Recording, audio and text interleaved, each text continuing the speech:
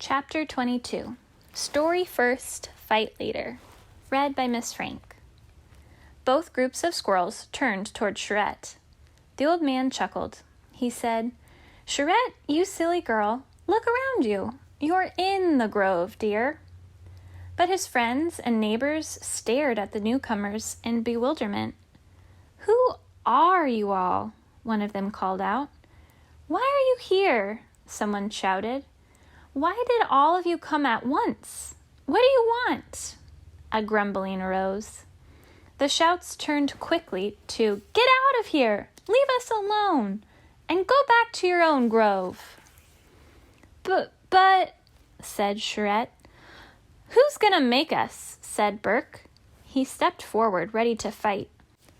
"Yeah," said Jip. "Who?" He struck a menacing pose just aft of Burke, who he hoped to use as a shield if the going got nasty. Behind them, their baffled compatriots tensed up and prepared to defend themselves. The pups ran to their mothers. Sussa turned to Jed.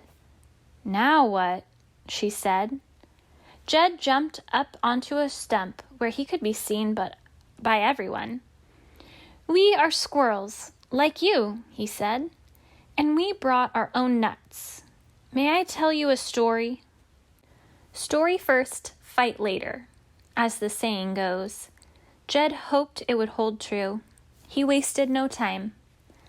"Amid the thick and intertwining boughs, among the limbs, branches, and leafy twigs of our grove," he began, "the buzz paths ran.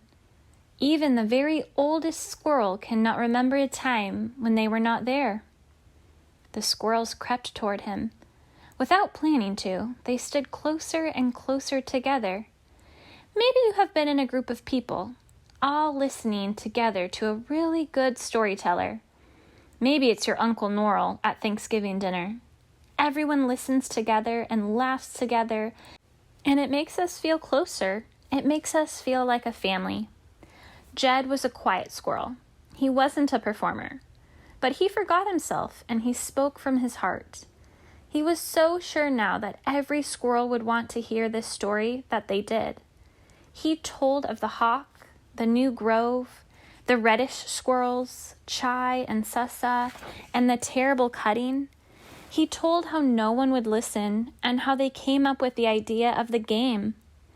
By the time he came to the end, which was the part right before he started telling the story, everyone felt they had been at his side throughout every twist and turn. That didn't mean they all believed what they were hearing. They weren't sure they were supposed to. Maybe it was just an entertainment. "Now, see," said Zek, "that was so much better than the first time you told it, and you put parts about us in it. That was a good idea." "I've chewed my finger claws practically down to the nubs just listening," said a squirrel from the new grove. "If something like that was to actually happen, I don't know what I would do." "But it did actually happen," said Jetta. "That's the whole point. It did happen, didn't it?" All eyes turned to Jed. He looked at the sky. Through the nearly leafless trees, he could see that the sun was about to fall below the horizon. There would be light for a little while yet. "Come see for yourselves," he said. "I think there's just time."